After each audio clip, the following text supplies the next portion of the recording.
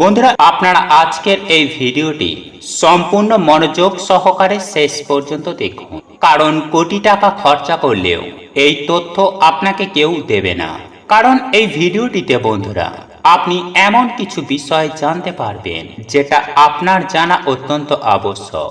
সুপ্রিয় দর্শক বন্ধুরা, বাড়িতে শিবলিঙ্গ থাকলে বা শিব ঠাকুরের ছবি থাকলে ভুল করেও খাবেন না এই কয়েকটি খাবার। আর যদি আপনারা ভুল করেও এই খাবারগুলি শিবরাত্রির দিন খেয়ে থাকেন, তাহলে আপনাদের জীবনে নেমে আসবে চরম ভয়ঙ্কর দুর্ভাগ্য এবং সেই সাথে অর্থ কষ্ট। হ্যাঁ বন্ধুরা, আপনারা একেবারে ঠিকই শুনেছেন, আপনার সংসারে নেমে আসবে চরম ভয়ঙ্কর রকম দারিদ্রতা। তাই আজ আমি আমার এই ভিডিওটির মাধ্যমে এমন বিশেষ কয়েকটি খাবারের কথা বলবো, যাদের বাড়িতে শিবলিঙ্গ রয়েছে, যাদের বাড়িতে শিবের কোনো ফটো আছে, অর্থাৎ যারা শিব ভক্ত, তারা যেমন এই খাবারগুলি ভুলেও শিবরাত্রির দিন মুখে তুলবেন না, ঠিক তেমনি যাদের বাড়িতে শিবলিঙ্গ নেই তারাও কিন্তু এই খাবারগুলি ভুল করেও মুখে তুলবেন না, কারণ এতে দেবাদিদেব মহাদেব অত্যন্ত রুষ্ট হবেন। ঠিক তেমনি আপনার গৃহদেবতাও অত্যন্ত অসন্তুষ্ট হবেন। তার ফলে জীবনে নেমে আসবে চরম ভয়ঙ্কর দারিদ্রতা ও অর্থ সমস্যা। বন্ধুরা, একের পর এক সমস্যা যেমন আপনাদের জীবনে নেমে আসবে, ঠিক তেমনি আপনার জীবনে দুঃখ, কষ্ট, জ্বালা যন্ত্রণা, এমনকি রোগ ব্যাধিও নিত্য সঙ্গী হয়ে উঠবে। এক কথায় বলতে গেলে আপনার জীবন নরক যন্ত্রণার সমান হয়ে উঠবে। তাই বন্ধুরা, আপনারা মহাশিবরাত্রির দিন এই খাবারগুলি বা এই সবজিগুলি যদি বাড়ির মধ্যে প্রবেশ করান, তাহলে বাড়ির প্রত্যেকটি সদস্যদের মধ্যে ঝগড়া, কলহ, অশান্তি লেগেই থাকবে। এক কথায় আপনার বাস্তু নষ্ট হয়ে যাবে এবং সেই সঙ্গে আপনার সংসারে অভাব লেগেই থাকবে। অন্ন, বস্ত্র, বাসস্থানের এবং অর্থের অভাব আপনার জীবনে নিত্য সঙ্গী হয়ে থাকবে। তাই সুপ্রিয় দর্শক বন্ধুরা, বাড়িতে শিবলিঙ্গ থাকুক বা না থাকুক, ভুল করেও এই জিনিসগুলি মহাশিবরাত্রির দিন বাড়িতে আনবেনও না, খাবেনও না। 90% মানুষ এই একটি ভুলের জন্য দেবাদিদেব মহাদেবের কৃপা লাভ করতে পারে না। তাই এই প্রসঙ্গে বিস্তারিত জানার আগে আপনাদের বলে রাখি, আপনি যদি আমাদের এই চ্যানেলে নতুন হয়ে থাকেন, তাহলে চ্যানেলটি অবশ্যই সাবস্ক্রাইব করুন এবং পাশে থাকা নোটিফিকেশন বেল আইকনটি ক্লিক করুন, কারণ আমি বিভিন্ন প্রকার তন্ত্র, মন্ত্র, বশীকরণ, টোটকা, বাস্তু টিপস, জ্যোতিষশাস্ত্র, পুজো আরাধনা এবং ব্ল্যাক ম্যাজিক করা নিয়ে নিত্য নতুন ভিডিও আপলোড করে থাকি, যা প্রয়োগ করার মাধ্যমে আপনার জীবনে থাকা সকল প্রকার সমস্যার সমাধান হয়ে যাবে। চলুন এইবার মূল আলোচনায় প্রবেশ করা যাক। তবে মূল আলোচনায় প্রবেশ করার আগে আপনারা যদি দেবাদিদেব মহাদেবের একনিষ্ঠ ভক্ত হয়ে থাকে, যদি আপনারা চান দেবাদিদেব মহাদেবের আশীর্বাদের হাত আপনার পরিবারের মাথার ওপরে থাকুক, তাহলে ওম নমঃ শিবায়, হর হর মহাদেব লিখে কমেন্ট অবশ্যই করবেন। বন্ধুরা, আমাদের শাস্ত্রে বলা হয়েছে, আপনি যখন একটি বিল্বপত্র শিবলিঙ্গে অর্পণ করছেন, সেই বিল্বপত্র কিন্তু 6 মাস পর্যন্ত নষ্ট হয় না বা বাসি হয় না। আপনারা যা বলবেন। বন্ধুরা, এই বিল্বপত্র দেবাদিদেব মহাদেবকে অর্পণ করার পেছনেও একটি পৌরাণিক কাহিনী রয়েছে। বন্ধুরা, যখন সমুদ্র মন্থন হয়েছিল, তখন সেই সমুদ্র মন্থনের সময়ে কিন্তু সেখানে একাধিক জিনিস উঠেছিল এবং সেখান থেকে বিষও কিন্তু উঠেছিল এবং সেই বিষ চারিদিকে ছড়িয়ে পড়েছিল। আর তখন সম্পূর্ণ বিশ্বকে রক্ষা করার জন্য স্বয়ং দেবাদিদেব মহাদেব সেই বিষ বা গরলকে হরণ করে নিজের কণ্ঠে ধারণ করেছিলেন। আর সেই দিন থেকেই দেবাদিদেব মহাদেবকে নীলকণ্ঠও বলা হয়। আর বন্ধুরা, সেই বিষের প্রভাবের কারণে দেবাদিদেব মহাদেবের শরীরের তাপ অত্যন্ত হারে বাড়তে শুরু করেছিল, আর এর ফলে আশপাশের বাতাবরণ জ্বলতে শুরু করেছিল। আর যখন তার জন্য একজন বেদের যখন পরামর্শ নেওয়া হয়, তখন সেই বেদ বলেছিল তাহাকে বিল্বপত্র সেবন করতে। তারপর মহাদেবকে বিল্বপত্র খাওয়ানো হয় এবং তারপরে মহাদেবকে জল দিয়ে স্নান করানো হয়। এর ফলে দেবাদিদেব মহাদেবের শরীর থেকে যে উত্তাপ বেরোচ্ছিল সেগুলি কিন্তু শান্ত হতে শুরু করে। আর সেই দিন থেকেই শুরু হলো দেবাদিদেব মহাদেবকে বিল্বপত্র অর্পণ করা। আর বন্ধুরা একটা কথা কিন্তু মনে রাখবেন যে আপনারা যখন মহাদেবকে বিল্বপত্র অর্পণ করবেন তখন কিন্তু বিল্বপত্রের সাথে সাথে জলও আপনারা অর্পণ করবেন। এতেই দেবাদিদেব মহাদেব শীতলতা অনুভব করে। আর সাথেই দেবাদিদেব মহাদেব অবশ্যই সেই ব্যক্তিকে আশীর্বাদ করে থাকে। একটা কথা কিন্তু মনে রাখবেন বন্ধুরা যে যে বিল্বপত্রে 3টি পত্র থাকে সেই বিল্বপত্রই কিন্তু আপনি দেবাদিদেব মহাদেবকে উৎসর্গ করবেন। আর ফাটা বা ছেঁড়া বেলপাতা আপনি মহাদেবকে ভুল করেও কিন্তু অর্পণ করবেন না। বন্ধুরা এর পেছনেও কিন্তু একটা পৌরাণিক কাহিনী রয়েছে। যখন ভগবান শিব শ্রী ভগবান গণেশজির যখন ছেদন করেছিল সেই দিন থেকে মহাদেব সংকল্প করেছিলেন যে আজ থেকে কোনো দিন আমাকে খণ্ডিত কোনো বস্তু যেন অর্পণ না করা হয়।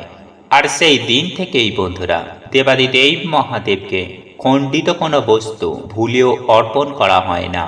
আর তাছাড়াও বন্ধুরা আপনার বাড়িতে যদি কোনো শিবলিঙ্গ থেকে থাকে আর সেই শিবলিঙ্গে যদি আপনি রোজ বিল্বপত্র অর্পণ করেন তাহলে আপনার জীবনে থাকা সমস্ত প্রকারের সমস্যা কিন্তু এর ফলে দেখবেন দূর হয়ে যাবে। বন্ধুরা একটা কথা কিন্তু মনে রাখবেন যে যারা মহাদেবের ভক্ত হন তাদের কিন্তু কখনো অর্থের অভাব হয় না।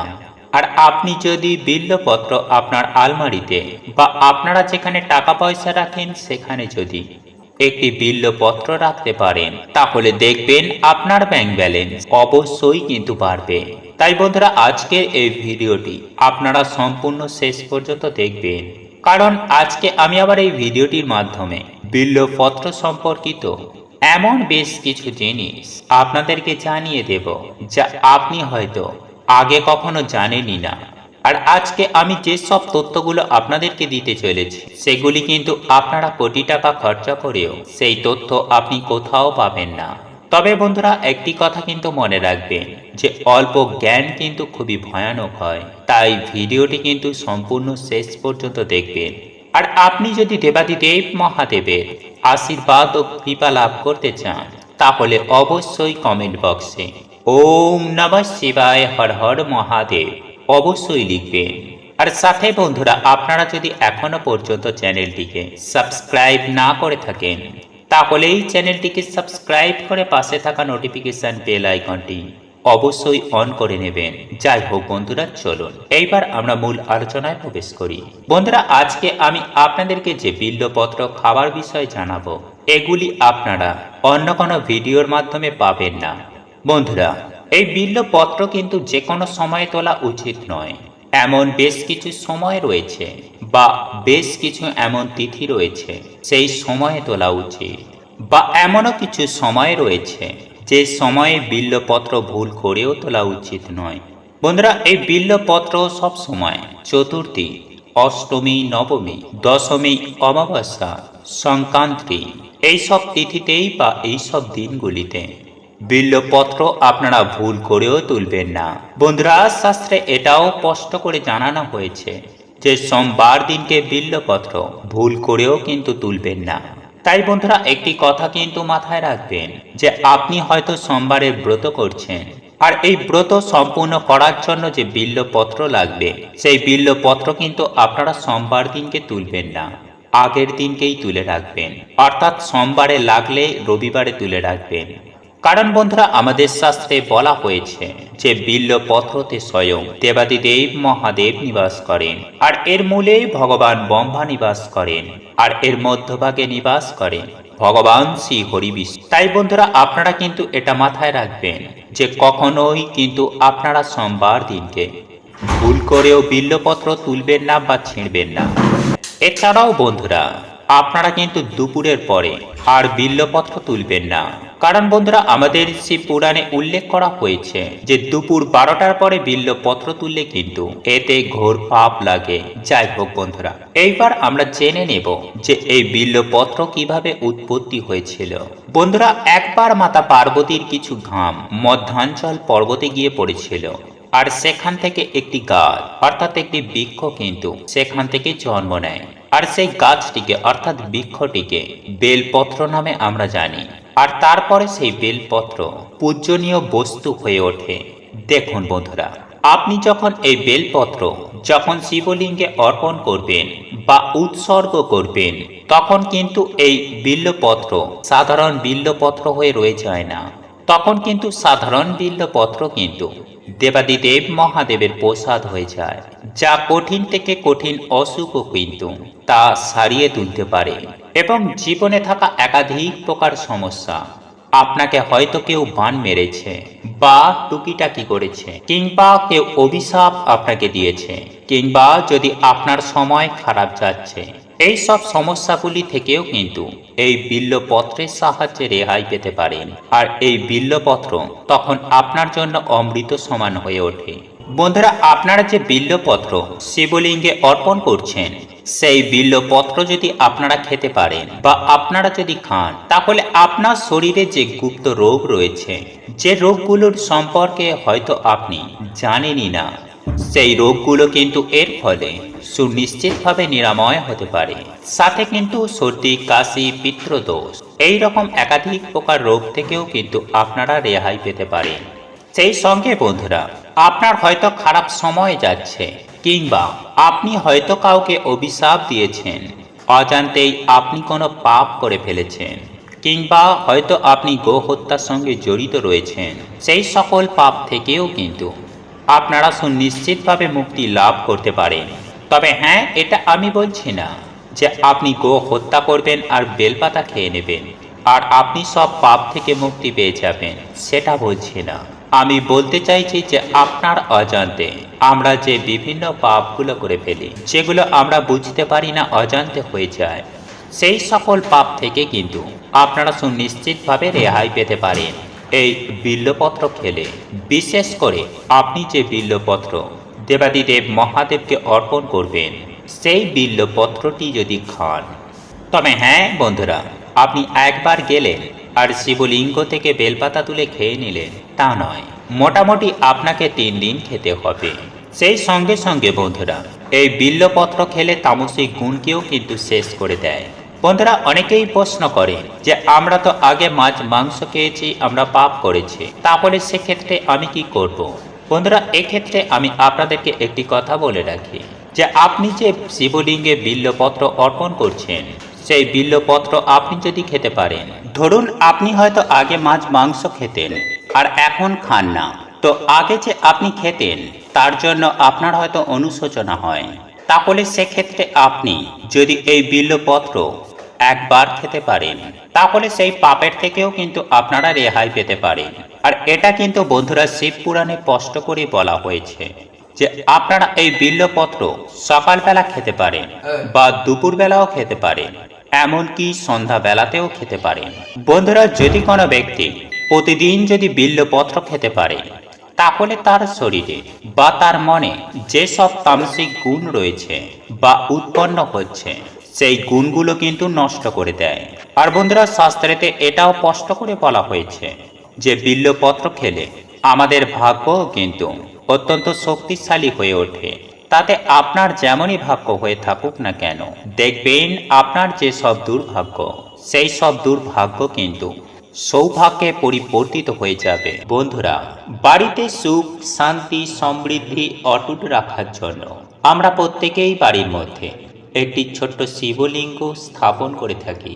আর যদি আপনার বাড়িতে এখনো পর্যন্ত শিবলিঙ্গ না থেকে থাকে, তাহলে অতি অবশ্যই বাড়ির বাস্তু দোষ দূর করার জন্য এবং পরিবারের সুখ, শান্তি, সমৃদ্ধি অটুট রাখার জন্য আপনি আজই শিবলিঙ্গের প্রতিষ্ঠা করুন। আর আপনার বাড়িতে যদি শিবলিঙ্গ প্রতিষ্ঠা করা থাকে, তাহলে আপনাকে কিছু নিয়ম কানুন, রীতিনীতি মেনে চলা অবশ্যই দরকার। এর ফলে আপনার জীবনে সুখ, শান্তি, সমৃদ্ধি ক্রমশ উত্তরোত্তর বৃদ্ধি পাবে এবং সাথে থাকবে স্বয়ং দেবাদিদেব মহাদেবের অশেষ কৃপাদৃষ্টি। তাই বন্ধুরা, সে কারণে এই কয়েকটি খাবার যেমন খাবেন না, ঠিক তেমনি আপনার সংসারেও এই খাবারগুলি প্রবেশ করাবেন না। এর ফলে আপনার সংসারের প্রত্যেকটি সদস্যের অমঙ্গল যেমন হতে পারে, ঠিক তেমনি আপনার সংসারে দেখা দিতে পারে অন্নবস্ত্র এবং অর্থের অভাব। তাই ভুল করেও এই খাবারগুলি গৃহের মধ্যে রান্না করবেন না, খাবেন না নিজের সংসারের উন্নতি করতে।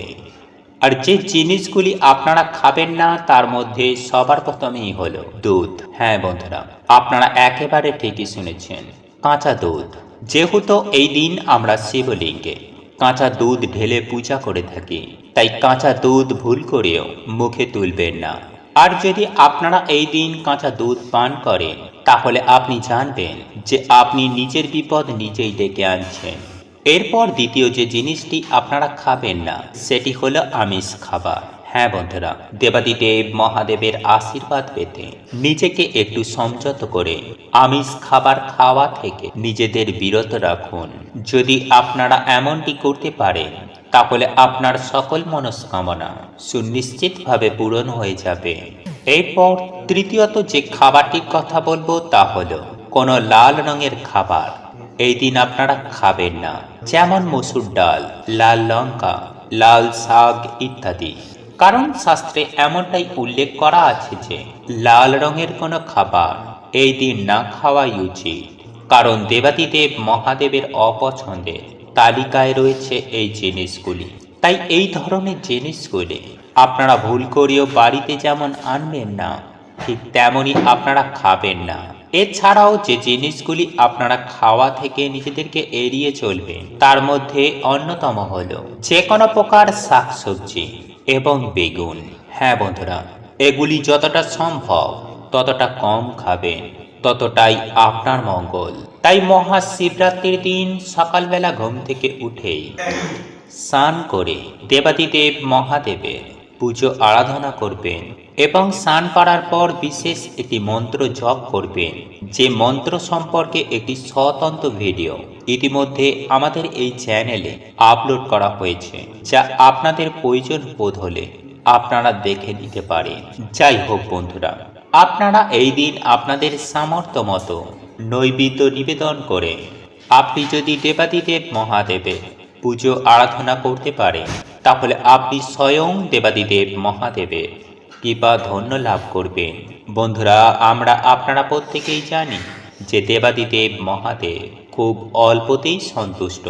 তাই আপনারা যদি এই সমস্ত কাজগুলি না করতে পারেন, তাহলে অন্তত পক্ষে একটি ত্রিপত্রযুক্ত বেলপাতা এবং সামান্য একটুখানি গঙ্গা জল শিবলিঙ্গে অতি অবশ্যই নিবেদন করুন। আর আপনাদের পক্ষে যদি সম্ভব হয়, তাহলে আকন্দ ফুল, কল্কে ফুল এবং অপরাজিতা ফুল অবশ্যই দেবাদিদেব মহাদেবকে নিবেদন করবেন। এর ফলে আপনার সকল দুঃখ, কষ্ট, জ্বালা যন্ত্রণা, রোগ ব্যাধি, দারিদ্রতা খুব সহজেই দূর হয়ে যাবে। এবং তার পূজা করার সময় যে মন্ত্রটি পাঠ করবেন সেটি হল ওম নমঃ শিবায়। এই মন্ত্রটি অন্তত পক্ষে 3 বার জপ করবেন। বন্ধুরা, এই মন্ত্রটি আপনি যেমন প্রতিদিন সকালে পাঠ করতে পারেন, ঠিক তেমনি প্রত্যেকটা দিন সন্ধ্যাবেলায় সন্ধ্যা আরতি দেবার সময়ে আপনারা এই মন্ত্রটিও পাঠ করতে পারেন। বন্ধুরা, এইভাবে আপনারা যদি প্রত্যেকটা দিন দেবাদিদেব মহাদেবের এই মন্ত্র জপ করতে পারেন, তাহলে আপনার জীবনে সুখ, শান্তি, সমৃদ্ধি, ঐশ্বর্যে ভরপুর হয়ে উঠবে। যাই হোক বন্ধুরা, মহাশিবরাত্রির দিন আপনারা যদি এই কয়েকটি বিষয় মেনে চলতে পারেন, তাহলে দেবাদিদেব মহাদেবের আশীর্বাদ পাওয়া থেকে আপনাকে কেউ আটকাতে পারবে না। সেই সঙ্গে এই দেবাদিদেব মহাদেবের পাশাপাশি আপনার গৃহদেবতাও সন্তুষ্ট হবেন যদি মহাশিবরাত্রির দিন এই খাবারগুলি বাড়ির মধ্যে প্রবেশ না করান। এর ফলে আপনার জীবনে কোনো আর্থিক কষ্ট থাকবে না। ঠিক তেমনই দেবাদিদেব মহাদেবের কৃপায় আপনার জীবনে এতটাই আয় উন্নতি হবে যে আপনাকে আর কখনোই পেছন ফিরে তাকাতে হবে না। এক কথায় বলা যেতে পারে আপনার সৌভাগ্যের দরজা খুলে যাবে।